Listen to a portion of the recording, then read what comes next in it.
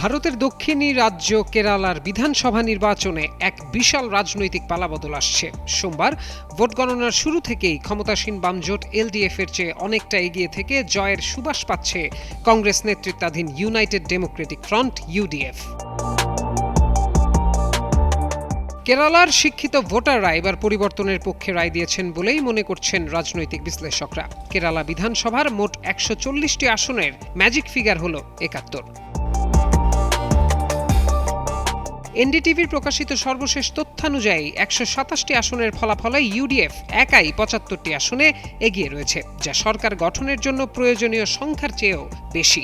এর ফলে দীর্ঘ প্রতীক্ষার পর কেরালায় আবারও কংগ্রেস জোটের শাসন ফেরার বিষয়টি প্রায় নিশ্চিত হয়ে গেছে। বাংলাদেশের প্রথম 5D AI ইনভার্টার যুক্ত সর্বোচ্চ বিদ্যুৎ সাশ্রয়ী যমুনা এয়ার কন্ডিশনার।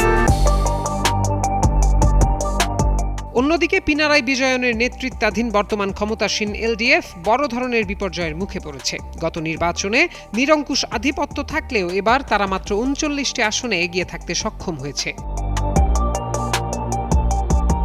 কেরালার রাজনীতিতে নিজেদের পায়ের তলার মাটি শক্ত করতে মরিয়া বিজেপি এবারও খুব একটা সুবিধা করতে পারেনি। গেরুয়া শিবির মাত্র ৫টি আসনে এগিয়ে থেকে তাদের অস্তিত্ব টিকিয়ে রেখেছে। এছাড়া স্বতন্ত্র ও অন্যান্য ছোট দলগুলো পেয়েছে ৮টি আসন। প্রত্যয় দাস, যুগান্তর নিউজ।